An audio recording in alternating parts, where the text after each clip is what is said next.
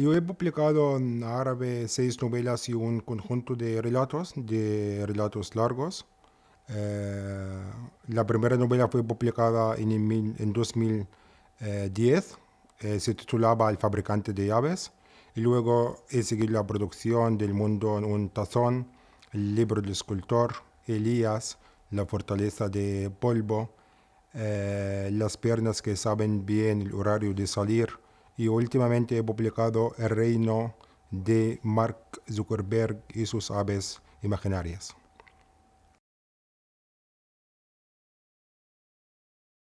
Normalmente escribo en árabe porque soy egipcio, he vivido la mayor parte de mi vida allí y el árabe es el árabe.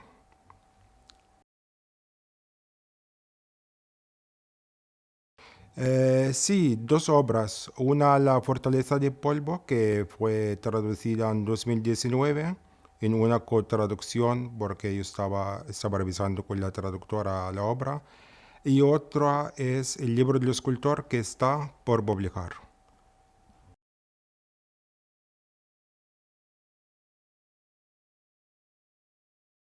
Yo creo que sí. Primero, la editorial española se ha interesado por una obra que tiene algo que ver con la historia de España, porque La fortaleza de polvo es sobre la expulsión de los moriscos.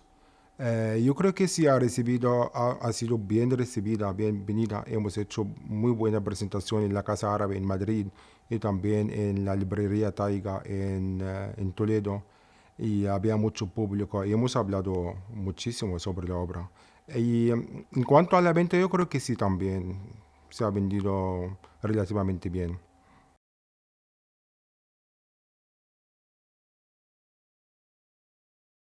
La verdad es que he tenido mucha suerte en los dos países, en la publicación. En Egipto la primera obra la he presentado a una editorial y en 2 semanas me han llamado que están muy animados a publicar la obra. Y por suerte también la misma obra ha obtenido el Premio Nacional de Egipto de novela en 2011.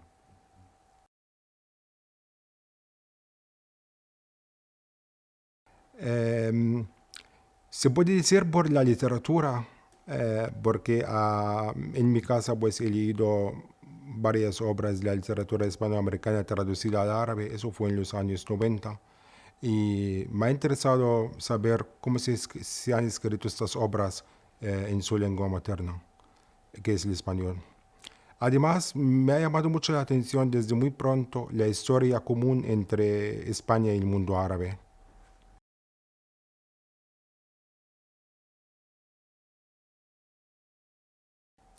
Es un asunto en el que he vivido casi toda mi vida, porque Egipto de los años 90 es un Egipto que ha sufrido el ascenso de los grupos islamistas.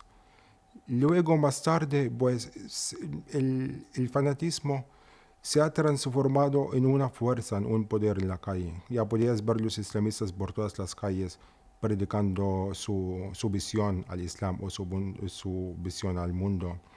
Y no se puede negar que los cristianos en Egipto ya sufren de alguna forma, aunque no se dice mucho en los periódicos, pero sabemos que sufren como una minoría. No podemos hablar de matanzas ni nada de eso, pero tampoco tienen los derechos como los musulmanes. Así que yo he pensado que, siempre pensaba que no se puede discriminar a alguien, a nadie, por su religión o por su raza o por su color. Y así que el fanatismo, estoy en contra del fanatismo, siempre lo he sido. Y la obra del libro del escultor es la obra que me representa, que representa mi visión, que no podemos ser semejantes, podemos ser, el mundo tiene que ser distinto, cada uno, que tenemos que tener muchas religiones, muchas culturas, muchas ideas, porque si no, vamos a estar muy encerrados y nadie va a ganar.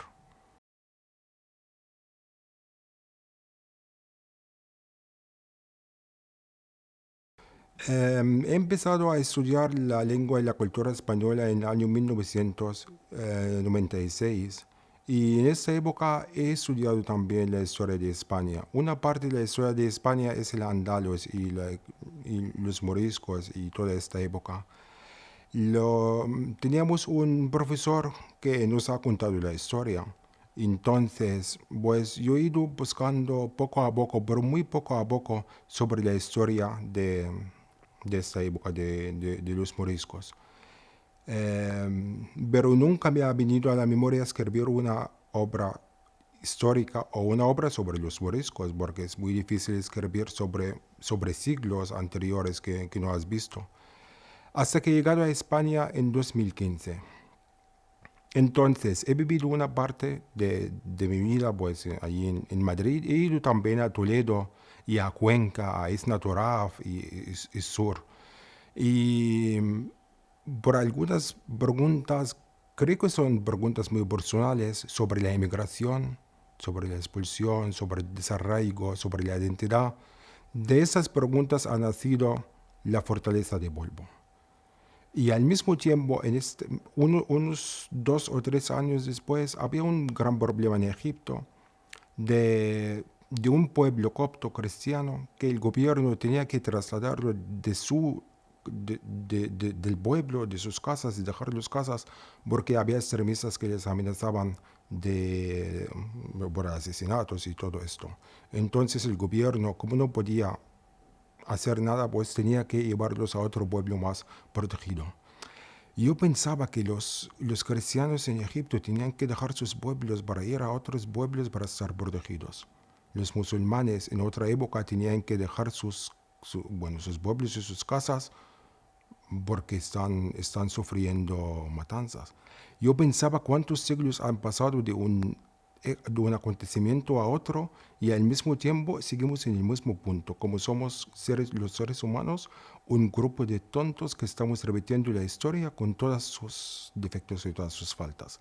De aquí me vino la idea de la fortaleza de Volvo, que aunque parezca una obra histórica, pero es una obra de hoy, de lo que pasa hoy y de lo que va a pasar mañana si seguimos teniendo la misma mentalidad.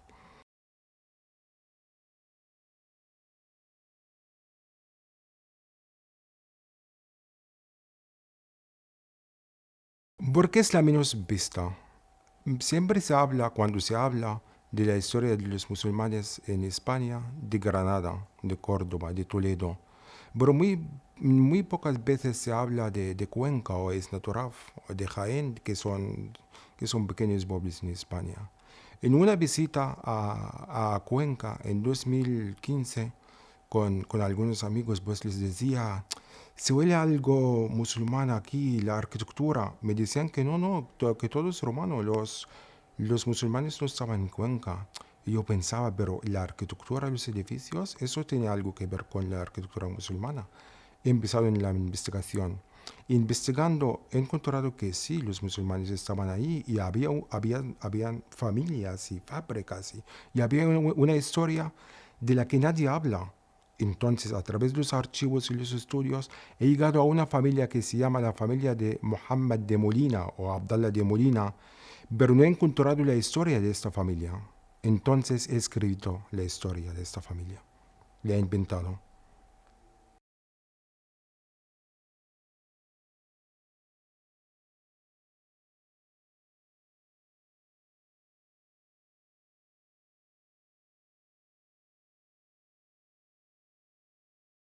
Yo creo que sí, porque los moriscos, después de 8 siglos en España, ya no se puede decir que son árabes.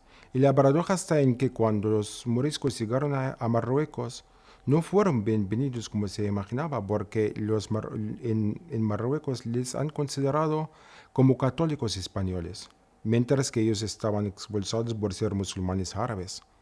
Lo que pasa es que hay una identidad totalmente diferente. La identidad andalusí no es pura española, tampoco es pura árabe, pero por lo menos tienen derecho a regresar como lo han tenido también los judíos.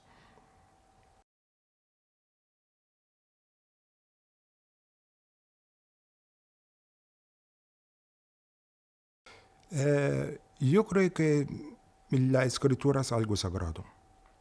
Por eso, si creemos en las religiones, Dios ha hablado con los humanos con la palabra escrita. Los libros sagrados son los libros escritos. Lo que decimos oralmente se pierde con el paso del tiempo, se modifica, o se corrige, o se desaparece simplemente. La palabra escrita es, es más fuerte, que tiene muchísimo poder. Así que creemos en los libros más que en los cuentos contados oralmente. Cuando te doy un libro, pues al principio tú tienes la confianza de que este libro tiene buenas informaciones, buenos datos. Al mismo tiempo, los moriscos no tenían la capacidad, no tenían la libertad de contar sus cuentos oralmente, como un grupo de minoría discriminado. Pues lo más lógico era escribir manuscritos para que lleguen a los nietos y sus hijos y así seguir conservando la historia o guardarla. Sin embargo, no puedo negar la parte que es la memoria. La memoria es muy importante, la memoria que se traslada de una generación a otra, de un padre a un hijo. Y sobre esto ha sido basada la fortaleza de polvo.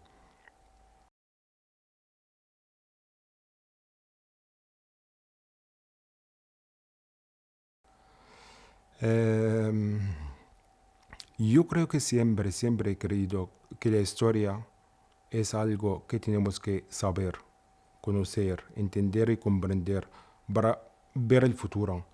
Sin embargo, yo no confío mucho en la historia con H mayúscula, porque todas las historias son H minúscula. Así que tenemos que leer la historia con mucha atención. ¿Quién ha escrito la historia y en qué poder? Porque el poder oficial siempre tiene su versión. Sin embargo, yo creo que no tenemos que vivir dentro de la brújula de la historia.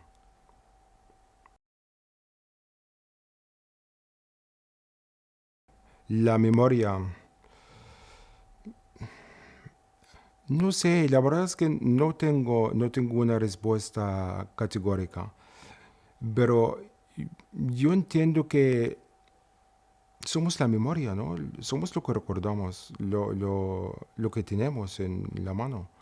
Eh, Construimos el futuro sobre lo que recordamos y evitamos en el futuro lo que nos ha pasado en el pasado o intentamos hacerlo.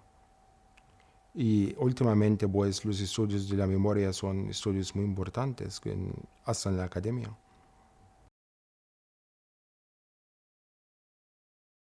En la fusión entre la identidad árabe y la identidad española. Es otra cosa. Los andalusíes no eran árabes ni berberes puros. Además, no se puede olvidar que hay españoles de origen español de pura cepa que también han abrazado la religión islámica.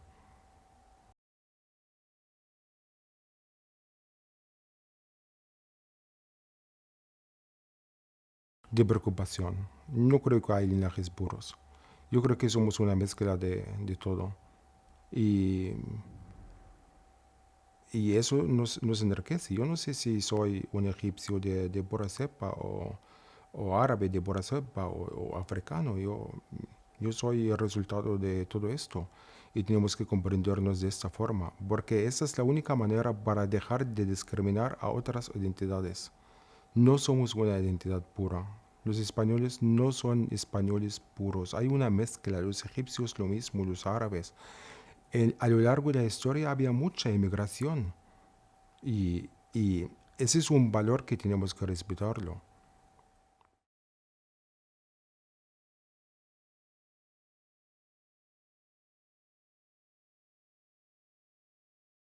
Yo creo que siempre en la otra orilla se piensa que Europa es el paraíso, porque conocen menos a Europa, porque están sufriendo dentro de sus países. Pero una vez llegados, la cosa no es así. Europa es un país, la gente es gente normal. Lo que pasa es que no hay una vida fácil. Tú tienes que luchar por tu vida tanto en África como en España.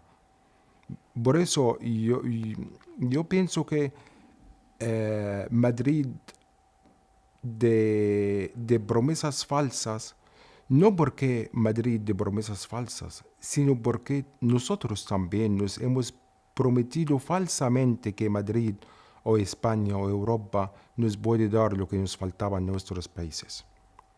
Eso no niega que las leyes de extranjería, por ejemplo, o de inmigración, tenemos que mirarla una vez más y ver los derechos de los inmigrantes en Europa, incluida España. Pero yo quiero decir que la esperanza que tiene un inmigrante en su país, pensando que pasando por un barco o hasta llegando por un avión a España, no lo va a encontrar así. España no es un paraíso, Europa no es un paraíso, Estados Unidos no es un paraíso. El paraíso pues se construye, pero no se te concede si hay un paraíso, porque yo creo que los seres humanos, por seres humanos, somos miserables, todos, en todos los países, en todas las culturas. Lo que intentamos hacer durante toda la vida es como dulcificar un poco nuestra vida a través del arte. Y eso es lo que tiene que entender también un inmigrante africano o árabe.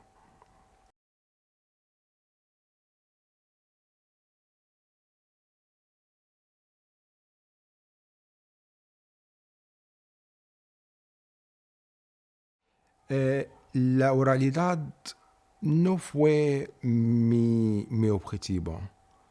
L- Sin embargo, se puede entenderlo sin ningún problema porque una obra literaria tiene muchas interpretaciones. Pero yo pensaba, primero soy muy preocupado por la forma. En la obra literaria creo que la forma es muy importante. Y creo que la renovación también dentro de la obra literaria es muy importante porque no se puede escribir en 2020 como escribía en la Edad Media, por ejemplo, o en el siglo XX o el siglo XIX. Yo creo que tenemos que añadir lo que nos toca diariamente. Y lo que nos toca diariamente es el YouTube, es el Facebook, es Twitter, es la nueva tecnología que nos está robando la vida también de alguna forma o de otra. Yo pensaba o he pensado cuando escribía la novela que hay cosas que yo no quiero contar mucho, porque no soy muy realista escribiendo. A mí me gusta la imaginación. Entonces, ¿cómo evitar mucho realismo dentro de una obra histórica? Entonces, la solución para mí fue un documental, un enlace de un documental que puede explicar a los lectores árabes primero que no saben mucho la historia, que bueno, si te interesa saber la historia, pues este enlace te lleva al documental. Velo. Pero al mismo tiempo yo quería crear un ambiente, no solo un ambiente novelístico, sino un ambiente artístico, en el que tú lees un capítulo y paras para escuchar la música, para escuchar una canción que tiene mucho que ver con el contexto, para leer poesía que te toca, igual que te toca el texto escrito.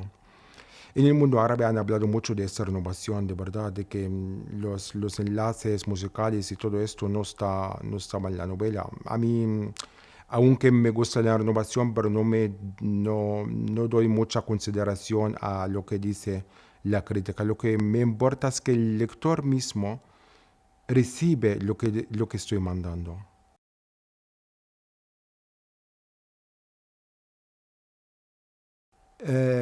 Los sueños, el mundo onírico es una parte esencial en toda mi obra, porque soy personalmente soy una persona abundante de sueños.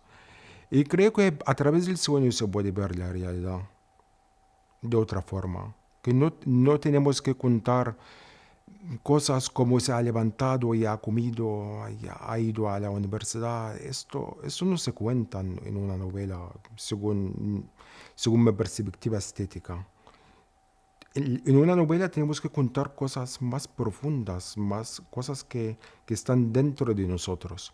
Y los sueños, nadie puede decir que los sueños son realidad o fantasía. Es como la idea de Dios. Dios es una fantasía o una realidad. nadie lo sabe, pero la idea de que hay un Dios que maneja el mundo desde un punto invisible es una idea fantástica. Y en la cultura islámica también hay muchas ideas fantásticas que están representadas como si fueran realidades, como el ascenso de Mahoma a 7 cielos, por ejemplo, o lo que ha pasado en la comedia divina de Dante Alighieri también, de este viaje. Todo esto, pues, son obras que parecen fantásticas, pero al fondo son muy realistas. Eh, yo vengo de este mundo. Yo soy hijo de Borges, Kafka, de la cultura islámica narrativa, de Dante Alighieri y la comedia divina. Y en este mundo, pues el sueño es muy esencial. ¿Y por qué tenemos que parecer? Es que lo bonito en el mundo es que seamos diferentes, que seamos de diferentes colores, de diferentes culturas, de diferentes ideas, porque si somos semejantes, va a pasar como ha pasado en el libro del escultor, mi obra, pues cuando nos hemos parecido, mirando a los otros como, como si estuviéramos mirando al espejo, te toca la maldición de la semejanza, la he llamado así. Y entonces no tienes otra solución más de suicidarte porque no ves nada. Lo que ves por la mañana es lo mismo que lo ves por la noche, y así a lo largo de los días y los años. El mundo es muy aburrido si somos semejantes.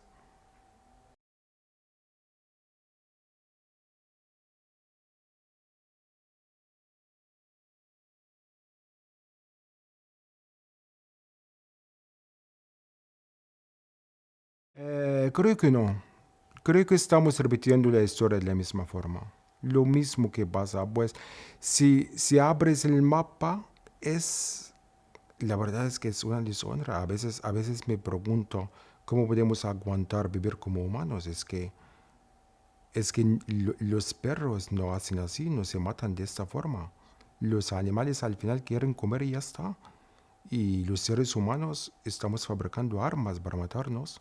¿Y matarnos para qué? Porque somos musulmanes, porque somos cristianos, porque somos africanos, porque somos de otra religión. Después de tantos años viviendo en el mundo, hasta el momento no hemos aprendido a tolerarnos, respetarnos, creer que nuestra vida está en la diferencia, no está en el acuerdo. La diferencia en nuestras religiones, en nuestra cultura. No hemos dado muchos pasos adelante. Tenemos una revolución tecnológica, pero no tenemos una revolución humana, humanista. Hemos dado mucho avance, muchos pasos hacia la tecnología, pero nos falta la civilización. La civilización es lo humano. En un pueblo, una ciudad donde se respeta a la gente con sus diferencias religiosas y culturales, es un pueblo mucho más desarrollado que un pueblo o una ciudad que tiene mucha tecnología.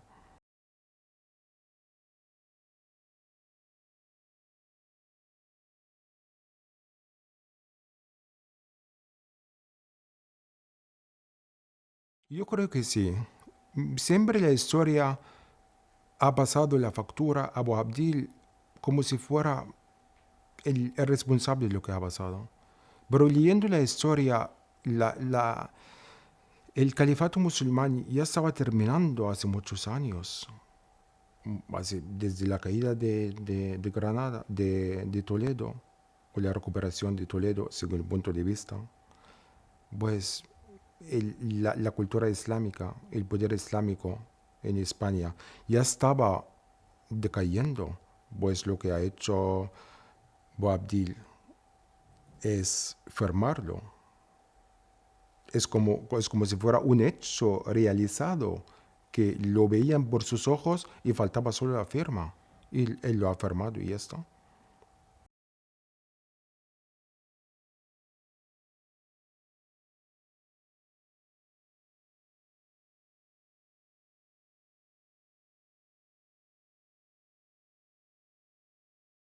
Sabes, yo siempre he pensado que la imaginación te puede llevar a la verdad. No es la realidad que te lleva a la verdad, sino la imaginación. Porque cuando escribí La fortaleza de polvo de los manuscritos de una generación a otra, pues no conocía a Ismael, no he leído su historia. Y, y la obra, la fortaleza de polvo, la he publicado en 2017, con 2 o 3 años antes trabajando en ella. La historia de Ismael la he conocido hace muy pocos meses y me ha llamado la atención cómo fue Ismael o cómo podría Ismael ser el personaje mismo, el protagonista de la obra, que está conservando los manuscritos de su familia. Y no sé si he contestado la pregunta, pero la imaginación es que cada vez más descubro que la imaginación puede decirnos una cosa, como una inspiración.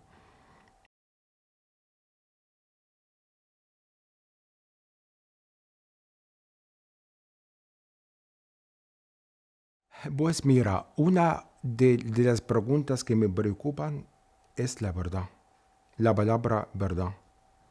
Y para hablar de la verdad, pues tenemos que pensar quién ha escrito la historia. La historia de los musulmanes en España, escrita por españoles o escrita por los árabes. Cada uno elige lo que le gusta de la historia, pero nosotros hoy no tenemos que leer la historia con mucha confianza, porque los primeros textos que hablan de la Inquisición, por ejemplo, están escritos por Carvajal, que fue un soldado en la Inquisición. ¿En quién tengo que confiar entonces? En lo que pensaba al escribir la obra es si hay alguien que por algún motivo ha tenido derecho a escribir la historia, yo también puedo escribir otra historia. Este fue el juego. Yo he leído mucho archivo, yo he investigado mucho, no solo para saber la verdad, sino para distribuir esta verdad y construir otra, más lógica por lo menos, al discurso narrativo. Dentro de la obra hay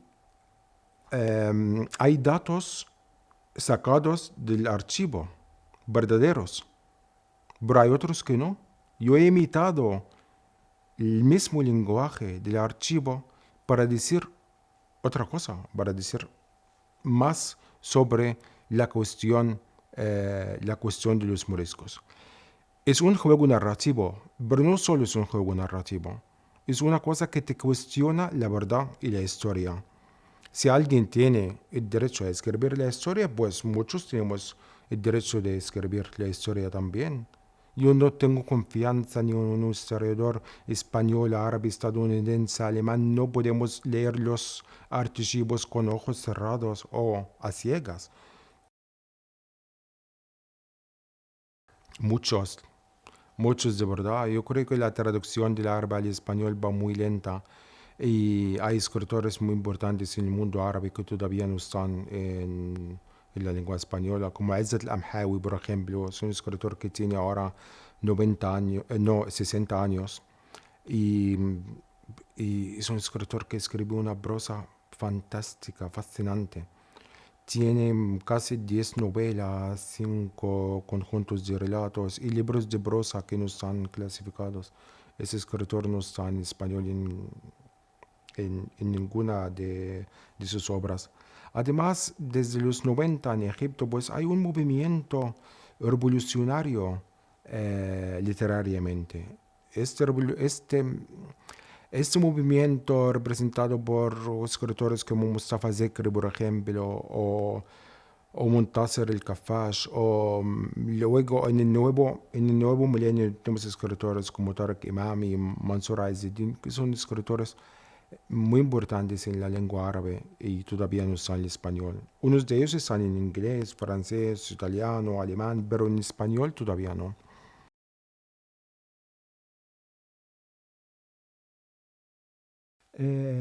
Me ha gustado en el congreso que estamos haciendo ahora, que se llama el Congreso de las Literaturas Africanas, no la literatura africana, porque dentro del continente africano hay mucha literatura.